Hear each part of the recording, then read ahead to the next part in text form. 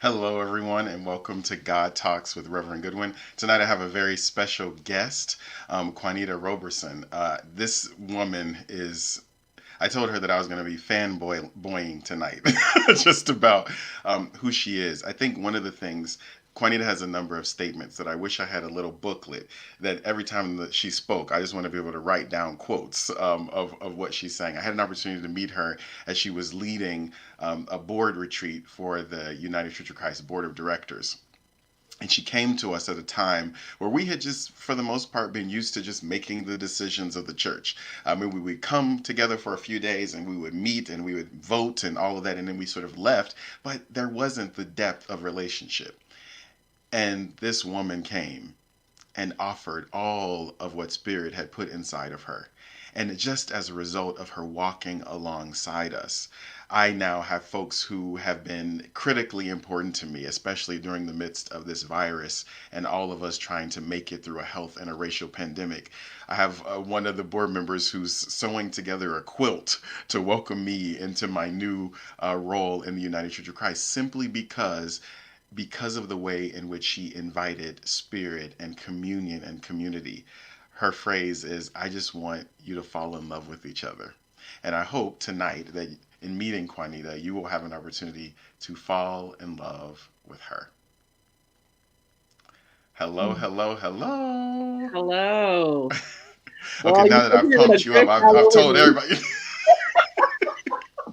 Now people are like, okay, what's going on? But Yeah. anyway, I know that this is going to be a fantastic conversation. So I just want to thank you so much for making time to be on God Talks, and it is a pleasure for me Mm, to introduce you to the folks who will be watching tonight, and just get an opportunity to share with you. thank you. Thank you. We belong to each other now, so of course Listen, you I've asked signed up, signed, sealed, and delivered. me. Yeah, But we're gonna jump right in because I want to eke out every amount of time that I have with you tonight beautiful. in this hour, just to have an opportunity for people to get to know you, but just also to hear some of your insight. So I always start God Talks with the same question, and the question is simply how a particular person who's important to you in your family would describe you. And so just recently, you were dropping your son off to college, and I saw the pictures and I saw everything that you were doing in celebration of that. And so this young black man that you've released into the world to this next part of his journey, if he were to be on here and describe who his mother is, Yeah. what might he say? Oh, well, so my son's name is Jacob, and he was just home for a visit not long ago. And it's so funny because I keep telling people, he came mostly for us, not for him, because he's having a blast.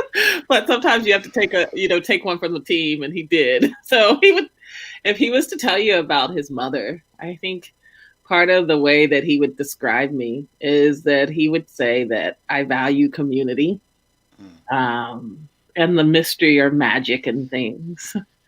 I always tell him he's a little wizard boy. And when I would take him to school with my daughter, we'd have wizard lessons in the car on the way to school because I realized that was a really wonderful way for me to teach them different things. And then when he turned 12, I said, okay, it's your turn to start coming up with what's the wizard lesson for today. Hmm. And so believing in the magic and the mystery. One time we were riding in the car and he said to me, his dad was an aerospace engineer. And he says, his dad really believes in science. And he says he knows that for me, I'm always talking about magic and the mystery. And he says, but I don't think they're different things. Hmm. And he says, I think they're the same thing. And I said, yes. Science is just what we're capable of explaining at the moment. Come on. But the magic and mystery always exists, whether we can explain it or not. Hmm. So he would say I valued people and diversity. Um, he'd probably say that I was a generous person. My mother was really generous, and I think I got some of that from her. But he's a lot more patient than I am. um, so he's taught me a lot about how to move through the world. Hmm. I want to just lean right into one of the words that you use, and it's a word that you use, I think, often: community. Yeah. I would love for you to talk about what does community really mean to you, but then what are the foundational pieces that made community such an important part of how you're walking through the Yeah. world? Huh. Well, that's an interesting question because I found a letter recently. Well, it wasn't a letter, it was a writing that my mother had. My mother died 10 years ago. Mm, And I was born when my parents were 15, going on 16. mm, And she was writing the story of discovering that she was pregnant and her family finding out. And so, one of my new realizations in reading her in her handwriting, the story about being a young girl, and her father was a pastor of a holiness church, mm. and and she was his favorite, and finding out that she was pregnant. She writes that she was at my father's house visiting, and her father came to pick her up in the car, and she didn't know if he knew or not. At this time, she knew her sister knew. So, her sister, she had suspected, had told somebody. And she says, my grandfather didn't say anything the whole car ride home. And she walks into the door, which goes straight into the dining room at my grandparents' house. And everybody's sitting at the dining room table. And she said it was the first time that she realized that it wasn't a personal problem, but a family one. Mm. And what I realized in reading that was since before I was born, I was steeped in community. Come on.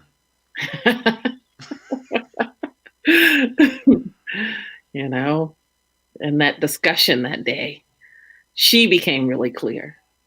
And so, in utero, I was clear. Mm. Mm. And when I say the word community, or when you say the word community, what does that mean to you, like in your language and your experience? Yeah, so there's a couple of different things. I was having this conversation actually with someone today about I can be a good community member. That's one thing to me. And then who are the people who are part of my community is a different thing. Mm. Being a good community member is, knowing how to collectively hold a space, knowing how to give some grace and some kindness, knowing how to contribute and not dominate. To me, those are some of the practices and being a good community member. My community, the people who I really hold as my people, are the people who I can be all of me with. Mm. Now, not everybody has the capacity to hold me full on, I guess I'll say. um, but the people who do, um, again, you said it earlier, that I've just fallen in love with. Mm. And I don't understand either how, when you fall in love with someone, how you can not be in love with them then, how you can not love them. I think there's no part in my brain that really understands that. Mm-hmm. Because to me, if that's the case, then you didn't love them to begin with. Mm-hmm. Now, that doesn't mean the relationship doesn't change or shift, but there is a loving that I think stays, at least with me. Quanita, one of the things I appreciate about you is sometimes just even in the cadence of your voice, there's a sense of groundedness. But I know that groundedness doesn't just come.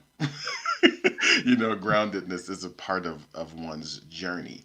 And so I would love if you would share just a little bit about your own journey to the sense of groundedness that I think you bring in communities when you're helping facilitate and leading and all of that. Where is the well that you feel that groundedness flows from? Well, there's, I think often we find our groundedness through the fire, through our own personal fire, whatever it is. And with me, my story, part of my story, a part of who I am, it's not all of who I am, but it is a part, is that I'm an incest survivor. And at 15, went to court and pressed charges against my stepfather for sexual abuse. And he plea bargained and was sentenced 90 days to be served on weekends. And so I lived with him during the week, and he went to jail on the weekends. And, I started my healing journey at 15. At that point, it didn't seem like a blessing, but now going on 50, I'll be 50 next year, to have 35 years of healing under my belt. What a gift. There's things I've been able to do, people I've been able to support and hold because I know the story. I know the way out. That's a powerful phrase. You know the way out. Say more about that, the way out.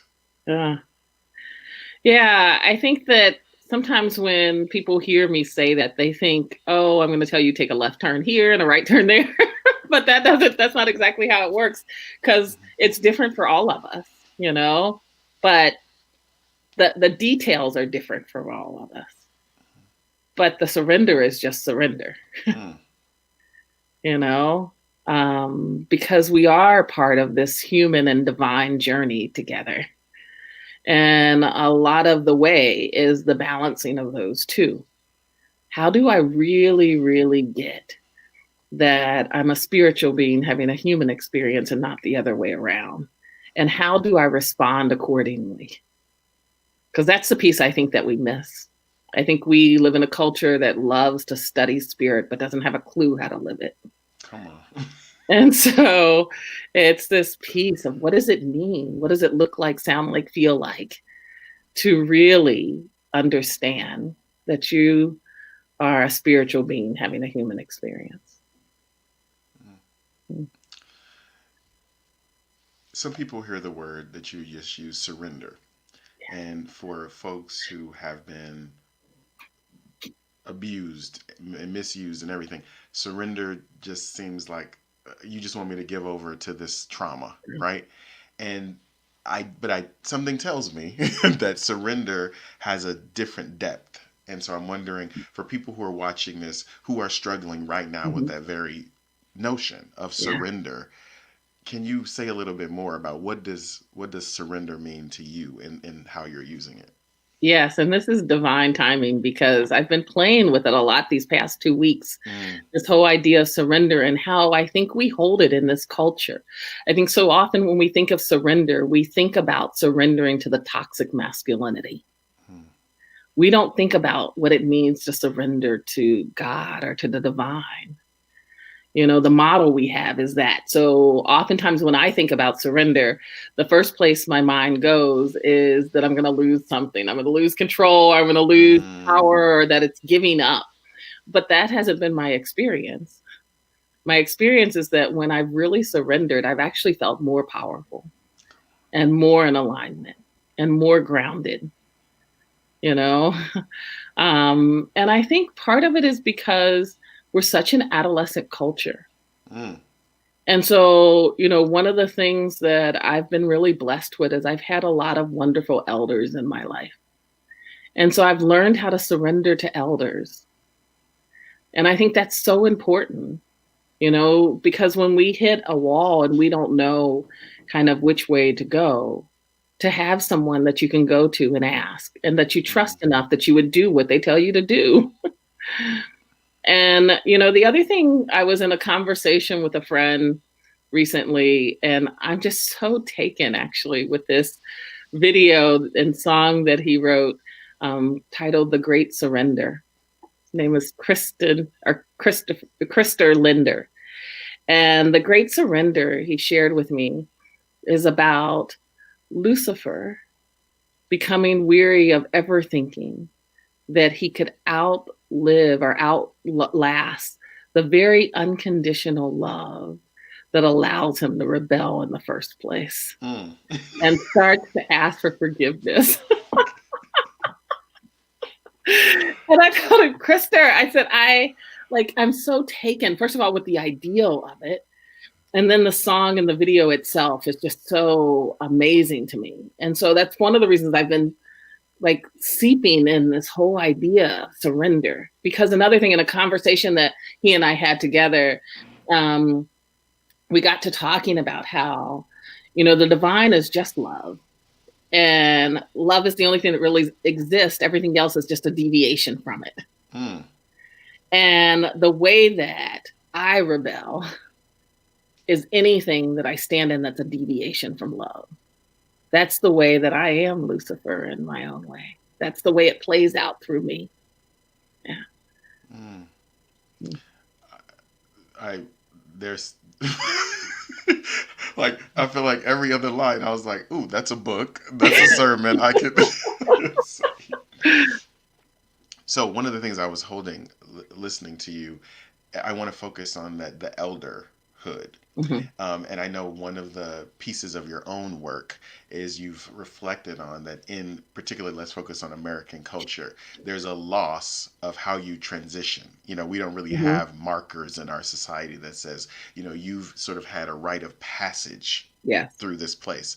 So can you talk a little bit about the absence of the rite of passage? But then, I'd love some of your thoughts about how do you heal the gap we've created, Mm-hmm. that intergenerational sense of connection that is just so absent in, I think, the socialization in particularly American culture. Yeah, there's an African proverb that says something like, if we don't initiate the youth, they'll burn the village just to feel its warmth. Mm. And, and and I think that we're experiencing some of that, and what happens when we don't have initiated adults, we have such an adolescent adult culture. And when we don't have initiated adults, we can't have initiated elders. And we don't have initiated elders, we can't initiate the youth. And a lot of people in our culture like to claim wisdom, but they don't really want to do the messy work of actually acquiring it, Mm. because it's not an easy journey. Um, and I would also say it's a worthwhile journey. It's just not an easy one. Um, I think our most underutilized resource is our uninitiated adults. Mm. Because when we become initiated adults, one of the signs for me that someone's an initiated adult is they're really clear about what their purpose is.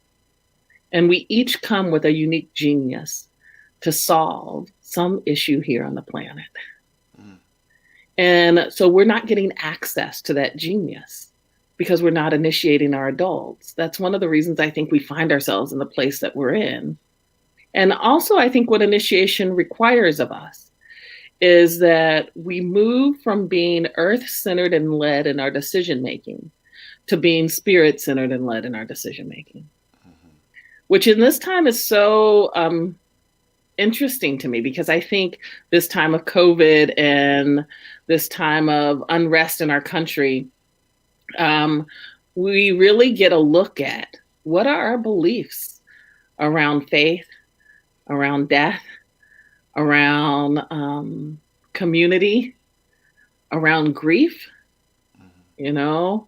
How are we holding that? How do we hold our relationship with the divine? And I don't claim to know what's right for anybody else. I can just say for me, I am really clear that the trauma makes us believe often that God left us. Mm. And so we think, because we think God left us, that our survival is any of our business. And I'm really clear that my survival is none of my business. Come on. That my job is to keep my promise here.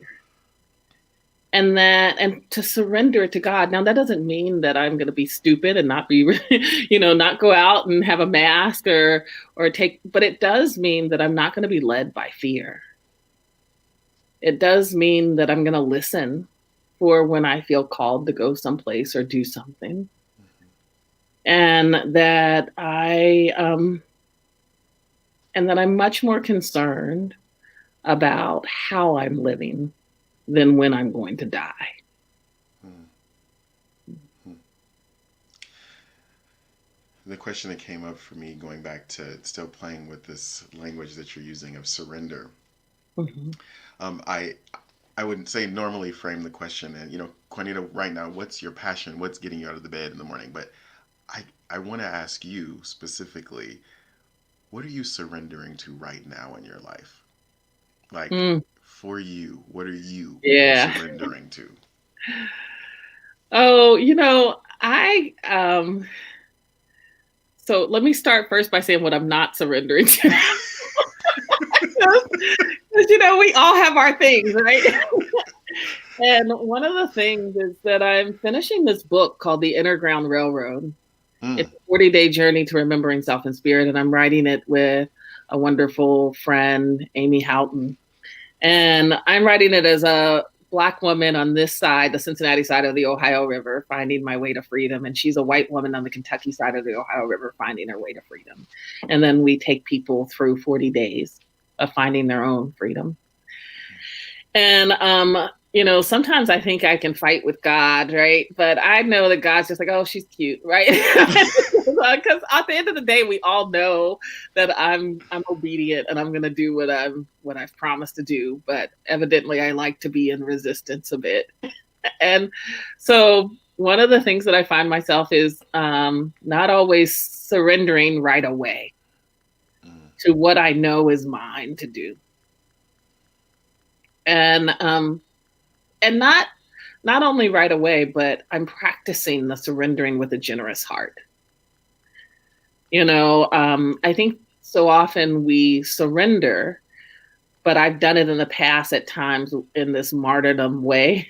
mm, Like, okay, I'm going to give up this, but I really don't want to kind of way. But that's not sacred surrender. It might be surrender, but sacred surrender is handing over something, knowing that there's a promise that it will be replaced with equal or greater. mm, And I've seen it happen time and time again, but I think like the humanness in me, it's like I forget and I have to keep being reminded, oh, yeah, it's always something. It's always, I've never given out more than I've gotten back. mm, mm. Yeah. Thank you for sharing that. I was thinking about this going back to the concept of initiation, Mm-hmm.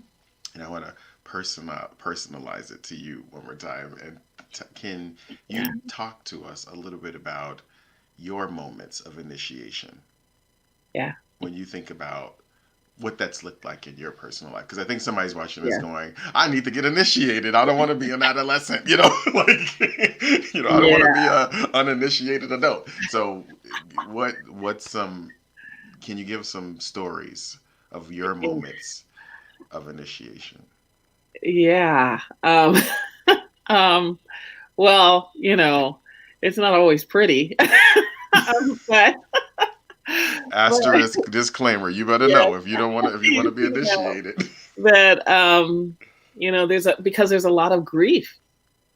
One of the things that I've said about this COVID time, what better gift than a pandemic to give to a culture that has forgotten how to grieve, Mm, you know?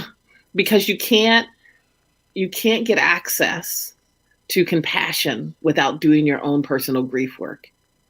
Your compassion is just very shallow. And I think most of us think we're compassionate people, but if you haven't done your own grief work, you can only give what you have. And so if you don't have a depth and mhm, a level of love and care for yourself, there's no way you can give it to me. mhm, Um, One of the times that I guess I will say was an initiatory time for me is when I got divorced.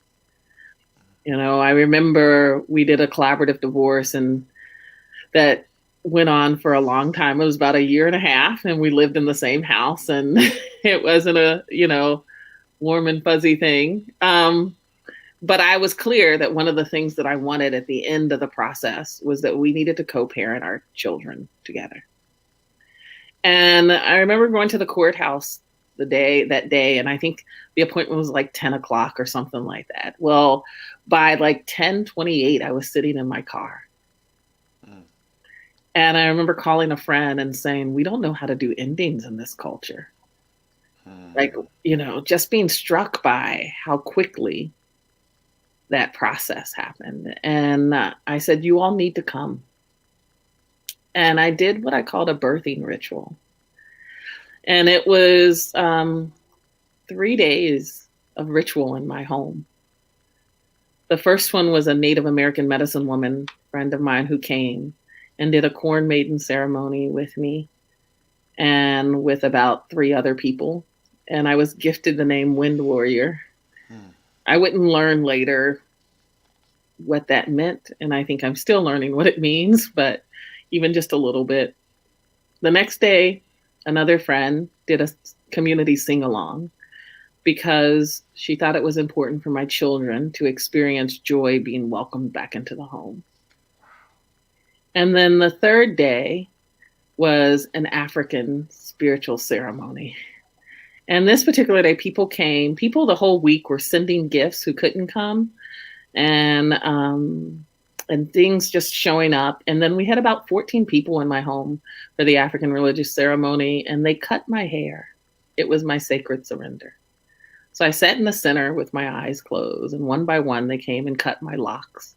Hmm. And then we proceeded to a nature preserve that was walking distance from my home, and we had a fire, and we offered my hair to the fire. And I went a year with my hair cut really short, and then we had a giveaway ceremony. So once you go through a year, you have to circle back around, and I had to share what I learned in that year and then offer gifts to my community. So that initiatory process, there are lots of gifts and lots of challenges, of course, in that journey. Hmm. Hmm. I just want to take a deep breath in. Mm. The question that bubbled up for me, and I pray that it means something to you internally, because I'm listening to spirit. Quanita, tell us about your relationship with fire.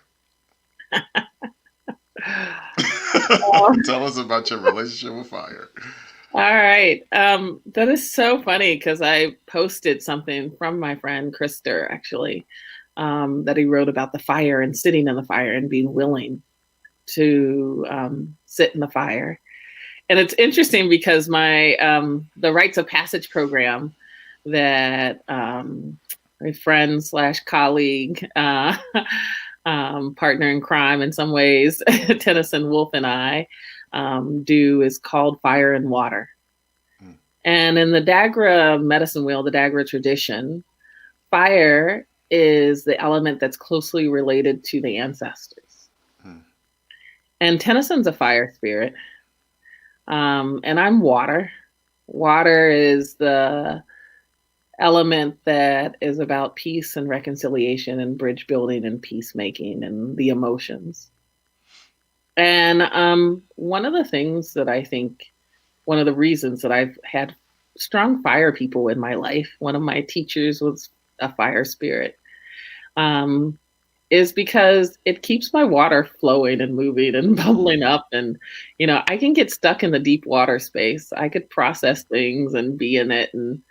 And it has me move. And I think that for me, the fire has meant mm, movement.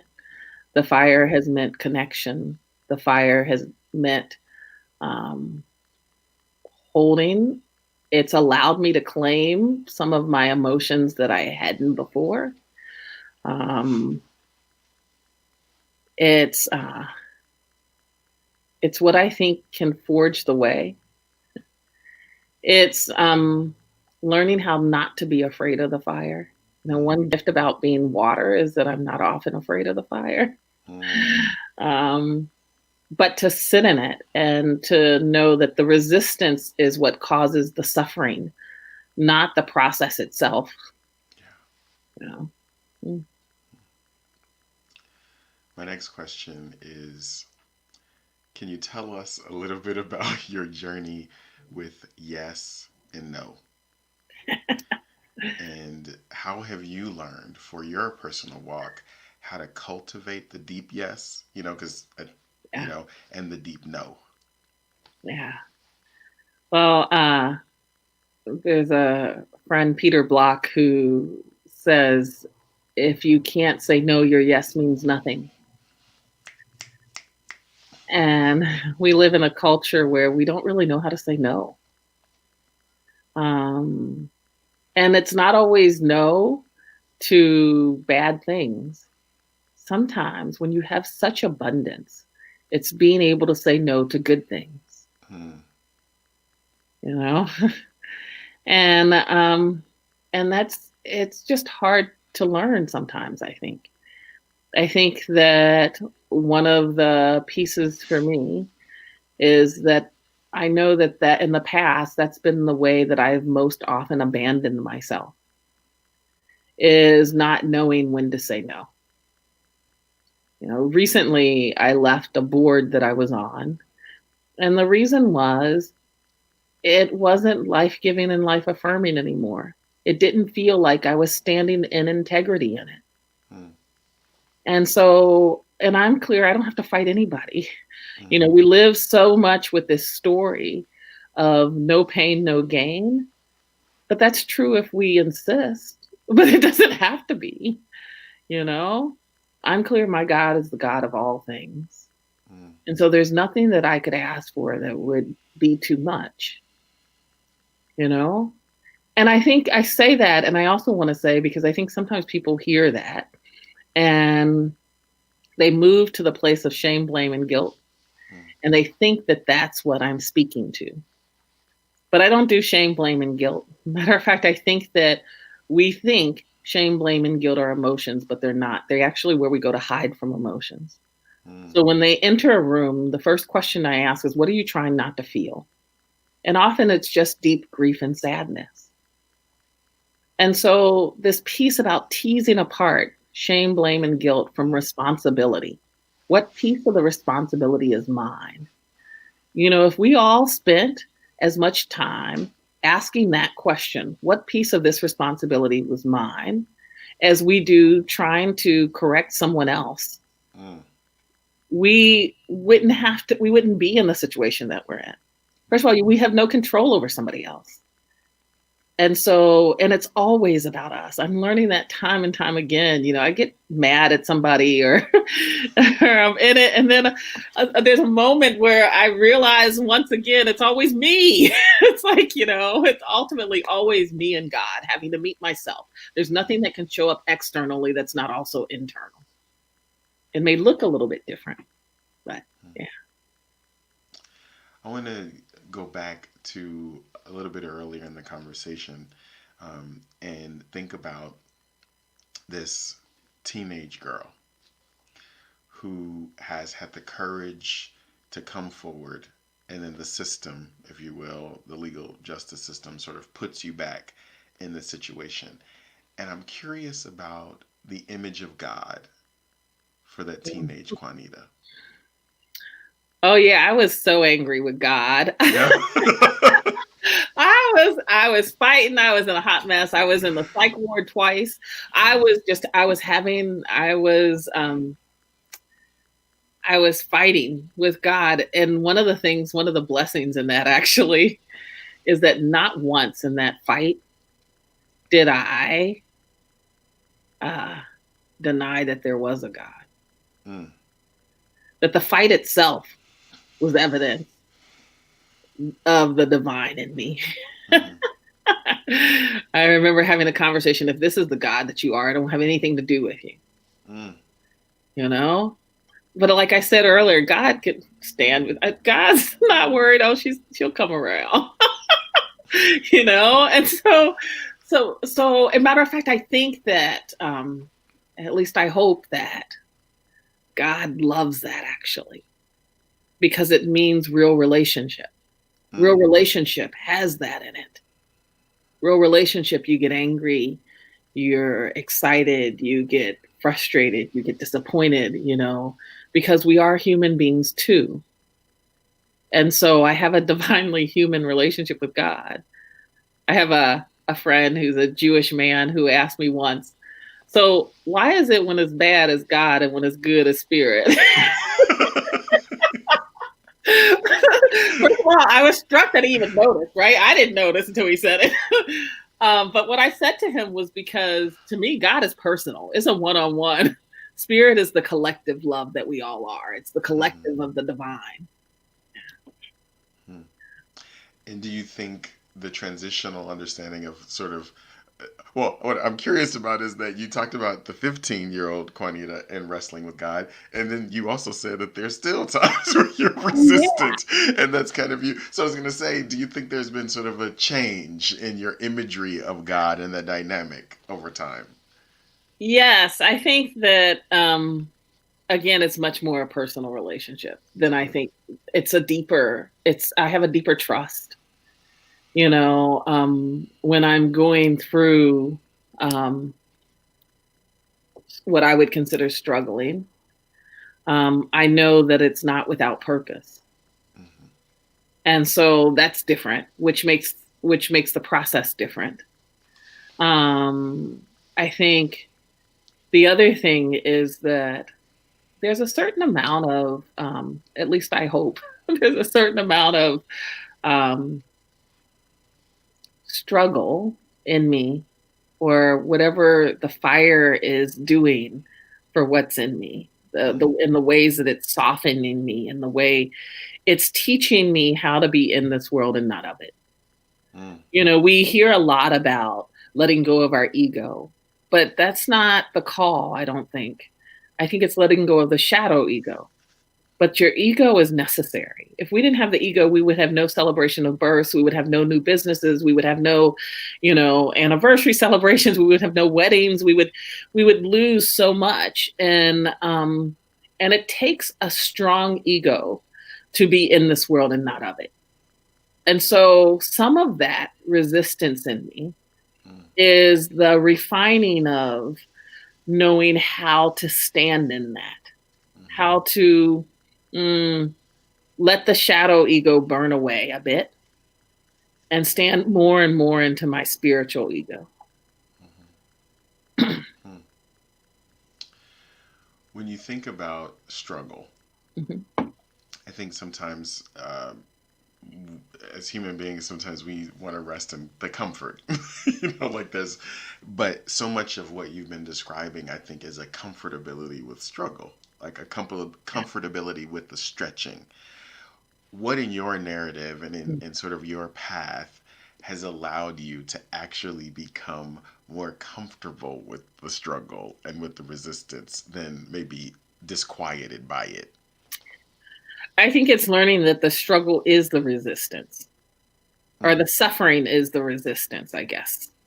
It's that, when I do a lot of grief work with individuals, with families, with organizations, and there was a moment where I realized that I used to believe that grief required suffering. Hmm. And then it became clear that no, the suffering is the resistance to the grief. It's not the grief itself. The grief itself is Hmm. just sad. And there doesn't have to be struggle and sad, you know? And so, this piece about can I allow the emotions that I have to flow through me? Or let me say that a different way. Can I allow the feelings that I have to flow through me so the emotions don't start to rule the day? Hmm. Hmm. I really want to. Part of the way that I am privileged to be with you is for some reason you allow me to call you and talk for an hour in coaching as I'm navigating all different kinds of things. And usually I leave in deep frustration, but still love The truth because of will the fish stuff you that this off the woman is saying to me. street. So I'm curious though, and this is a big question, right? So it's like take the chunks of it, but can you talk about how you arrived at this place? That you're walking in the truth of how you feel called. I mean, you said earlier that each of us is given this unique way, right? Yeah. And the journey is do you accept it and sort of walk in it? This way that you're walking, alongside people, accompanying them on their journey? Like, what are some of the key markers or whatever of how you Mhm. have gotten to this place? Um, some of it is I've just had wonderful teachers who've shown up in my life. One of the things is when I started my journey of healing because I thought I was going crazy at 15, right? There was a part of me that knew that I needed to do something or I wasn't going to survive. Hmm. And going to court actually wasn't really about my stepfather. It was about me. I needed to know if no one else would stand up for me, I would. And um and I think that different people showed up, whether it was the therapist who showed up who agreed to take me as a client for free because I was a teenager and I didn't have any money and I was looking for a therapist to go to, or years later, Jojo Palmaria, who showed up at Public Allies, an organization I was working with, and she just happened to be in town. She was in Milwaukee at the Milwaukee main office, and she was in Cincinnati for one day, my first day before she was leaving on a to go on leave to be with her mother as her mother was dying. And Hmm. so I didn't see her for another 6 months until after her mother died. And I remember the second time I saw her at an all staff gathering and just saying, I've been waiting for you. Now, I don't know why I said that to her. I mean, now I do looking back, but like then I don't know where it came from me. But throughout the years, she's been a wonderful mentor, teacher, friend, mother figure, lots of things for me and my family. Um, and just has eldered me well. Hmm. I a couple years ago did the keynote for the National Diversity Conference in Brazil. And I remember before leaving, I reached out to Christina Baldwin, who wrote Calling the Circle Hmm. and The Circle Way. And I said to her, at first she asked me, kind of what my intent of the conversation was. And I told her something, but that wasn't it. I didn't figure it out till a little bit more into the conversation, and I finally said, well, Christina, I said, there's certain people in my life that are like touchstones for me. It's kind of like echolocation. Hmm. When I lose my sense of which way is up, I know who I am in relationship to you. And so if I send out a signal, I can find my way. And she said to me, well, every world walker needs to be sent off and received back. She says, I Hmm. think there's something in our psyche that remembers people going out in the bush and never returning. And she said, and it's not necessarily that you need it, but it's an honor to hold space for you. And she said, so what I want you to do is I want you to take a picture of yourself and send it to me. And I'll print it out and put it on my altar and I'll send you a picture so you know that I'm holding space for you and I'll receive you back. And so that's what she did. And when I came back, she reached out to me and I was actually quite overwhelmed. I came back from Brazil. I had done at that point, I think 10 circle conversations in 2 weeks and had lost my voice.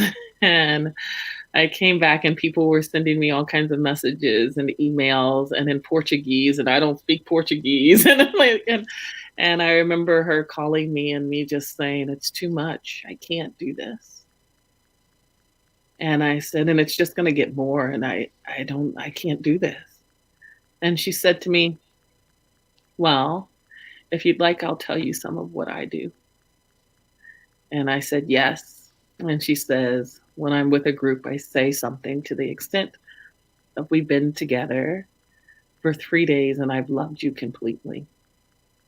And we've planted some seeds and watered them. And now we have a different job. Mine is to go someplace else and help them plant seeds and water them. And your job is to grow what we've planted and to let me go. Hmm. And she says, because they have to let you go energetically, And I was so grateful that I knew someone that had enough experience who could tell me that. Hmm. And at the same time, there's another woman who I had done a year-long apprenticeship program with, Hmm. a Jewish dancer. Her name is Fan Shan. And Fan Shan had taken 14 of us through a year-long apprenticeship program because she said she wanted to teach somebody everything she knew before she died. And Mm-hmm. it was work around how to get trauma out of the body through movement and grief work and healing and lots of stuff. It was like drinking through a fire hose. And so Fanshawn calls me probably a day or two after Christina and said, "What can I do for you?" And I said, "Fanshawn, I just need to rest. I'm just tired." And she says, "Well, let me tell you what you're going to do." She says, "You're going to come to my house on the Sabbath and I'm going to cook you dinner. And then I'm going to put you on my massage table and I'm going to do body work on you. And then we're going to sit on the couch and I'm going to hold you while you tell me about your experience. And I'm going to tend to you as much as you will allow me to." Mm. That's a 70-something-year-old Jewish woman. And she did. And so I've been eldered well. Mm-hmm. And the thing about knowing what it feels like to be eldered is it starts to teach you how to elder. Mm-hmm. The question that bubbles up for me, Quanita, is something in you has to be open to this love. The same love that you're sort of espousing that is at the center and the core of relationships. Yeah. Some would say, based on what you've gone through, there should be these walls, right? Because that's where we're socialized. Somebody Right. hurts you, you build your wall. And yet, the pain and the struggle has seemingly oriented you to more love and to more love and to ushering other people into this love. Somebody who's watching this who wants to put up the wall right now Yeah. because society and the world and the family and the systems has said it, what would you speak into the atmosphere about the power of not putting up the Yeah. wall? Well, I would first say that sometimes for a bit the wall is needed Mm, mm-hmm, and that it's okay. You know, it's okay until we choose, decide to choose and act courageously and to test if it's still needed. Because we can think it's needed longer than it really is, mm-hmm, you know? mm, The other thing I think is that oftentimes people make assumptions when they experience, I think, the way that I hold myself in the world or other people. Um, I remember a coaching client saying to me once, "Oh," she was saying, sharing something that she felt was really a struggle. And she goes, "Oh, but you're Quanita, right?" You like, mm. and I said to her, "Let's be really clear. This is earned, you know, Yeah. and that it didn't just happen. Mm, That I think that um, we keep waiting to feel courageous before we'll move." mm. And the problem with that is courage isn't a feeling. So you'll never feel courageous. Actually, the feeling with courage is fear. And so if you're waiting to feel courageous, you'll stay behind the wall. And, there's a friend once who said to me, she looked at the word courage because she had just given a speech and saw the word rage in it. And for the first time realized every courageous act had a bit of rage.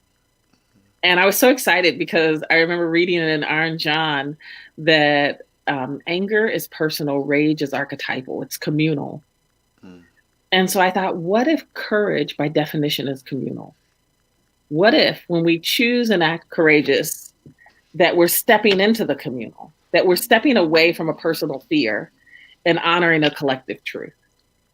And would doing that or knowing that help us to do it more often?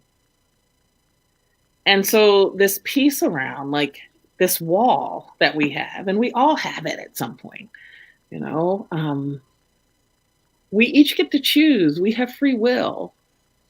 And for me, the love is evidence that the trauma didn't win. Mm. And so, I can allow the trauma to dictate how I go through the rest of my life. But I'm really clear. I'm not going to let mine or yours block what's supposed to happen.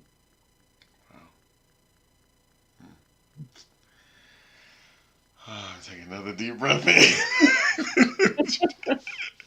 I wish you could see the chat of everything that people are saying because you're just blessing the people. Um, so there's something earlier that I mentioned to you that I want you to talk a little bit about. So but I'm going to make that the second thing because we may not have time. The thing that I would love for you to just share is the philosophy of your work. And I'm not going to quote you perfectly, but you talked about never having to quote advertise or put Oh yourself yeah, out there because yeah, just talk a little bit about that because I yeah, think there's such a powerful framing and how to show up in your authentic gift and trust. yeah. I think life has a life of its own, and I'm really clear. I don't have to make anything happen. That if it's for me, it'll show up, right? And if there's something that I desire or want and it's not showing up, it's because I'm blocking it in some way, shape, or form. So how do I do enough healing to attract it to me? And one example of just the ease and flow, I look for on my website, people will see it says deep, fun, and easy. And so I want things that have deep heart and meaning. I want to have fun. I want to enjoy what I'm doing and who I'm doing it with. Now, that doesn't mean that it's not hard work sometimes, but we can be in the deep and also have some levity with it. And I want to surrender to the flow, surrender to life has a life of its own. And can I get out of the way enough to experience that? So one example of that is in the writing of this book. There's time and time again that things have shown up and people have shown up with this book. But the most recent one that I'll share, or one of the most recent ones, was that I had a friend who called and said, okay, so what do we need to do to get this book out in the world? And I said, well, I'm really a storyteller, not a writer. So Amy and I need to rent a lake house and go for a week and just write and finish this thing. And this was on Father's Day. And so I said to her, I think it's in August is when we need to go. And so she's like, all right, I'll look around. I said, I'll look too. And I reached out 2 days later and talked to Amy and told Amy, I told Barbara that we need to get a lake house and go, and you and I need to just finish this book. And so Amy said, that's a great idea. And she says, well, why don't we look and see if we can find a place? I said, great. I get off the phone with her. Less than an hour later, my friend Deborah calls, who's a Native American medicine woman. She's the one that did the corn maiden ceremony for me. And she lives in Wisconsin, and we talk pretty regularly. And she says to me, oh, my husband and I are going into a new venture. We're buying a lake house to rent out. Mm. And I said, really? And she says, yes. And I start laughing. And she goes, but we won't be able to close until the end of July. And so I said, Deborah, I think we're supposed to be the first ones in your lake house. And she says, really? And I said, yeah. She says, well, I'll talk to my husband and see. And so they talk, and she says, yeah, I think it'll be great. And so we planned a date for us to go for a week to be at their lake house. And then she says, I really got from the ancestors, I'm supposed to decorate the house for you. And the ancestors want you to feel like you're underwater. So in less than 3 weeks, she decorated it. She had this 2-story house painted, furnished, and decorated down to phone chargers on the bedside tables, shelves on the dining room table. And she says, for all I know, the house is to go away when you're done. When you are done. She's like, I don't know. I'm just obedient. I just do what I'm supposed to do. And it was magical down to, we're packing the car, getting ready to leave. And she texts us, this is 5:30 in the morning, that her daughter just went into labor. Her daughter's giving birth to a baby named River. So the river is coming as we're driving the highway to this lake house. We're birthing the lake house. We're birthing this book. This baby's being born. You can't make that up. So we think we can make these things happen. But when you get out of the way, the magic is so much, bigger. Marianne Williamson says, we all can manifest, but manifestation is an immature form of miracles. The magic is an immature form of miracles. When we're asking for what we want, as opposed to surrendering, asking for what spirit or the divine wants for us. Wow. That was what you're supposed to say. Because I was. I'm gonna have to have you come back part two to talk about the other things. One, thank you, thank you, thank you, thank you, thank you. But before we close, a couple other things we want to do. So I Yeah. would love for you each week. The person, the guest, I invite them to ask, where can we donate? Just as a generosity of thanks for you giving of your time and your treasure with us tonight. And you talked about Hope Springs Institute, and Yeah. people, you'll see the ticker going at the bottom of the screen, hopespringsinstitute.org. But can you say a little bit about Hope Springs so folks know who they should be Yeah. donating to? Yes, Hope Springs Institute is in Peoples, Ohio. It's an international retreat center. And I've been involved with this retreat center in some way, shape, or form for about 20 years. It's the first place where I got to host retreats on my own. Hmm. One of my community mamas is the founder, Suzanne Stevens of Hope Springs. And it's just a place that it's the last home space I think that I have that I go back to. And I was there this past week, and it's at the base of the Appalachian Trail. And it's a retreat center where when groups go, they're the only group there. Amazing food, 3 ponds, there's a labyrinth on the place, and it just is a sacred land. Hmm.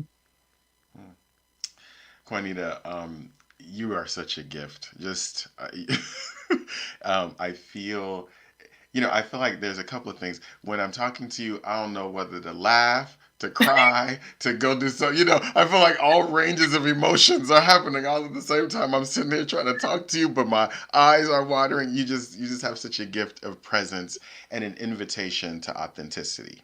And I think that's one of the gifts that I experience when I'm with you. Mm. Each At the end of each God Talks, I offer a blessing. And a blessing is something that I heard or saw, or an image or something that I hope Spirit will offer while you're speaking, and I'm just here to be the conduit. As I was listening, and I was getting different things, trying to figure out where it was, and then the final image was very clear of one reminder to you, but one image. The image that came to my mind at the end of your words was the Sankofa bird, Mm. and a reminder of the power within you to exist in those two places, to always be able to look back at the foundation of the birth of what people have done to provide the space, the thoroughfare, the portal for us to be even who we think we are today, but also the ability to profess and proclaim what is possible in a world that maybe we cannot see. And to know that the spirit of the Sankofa bird resides on you Mm. and it pulsates through you.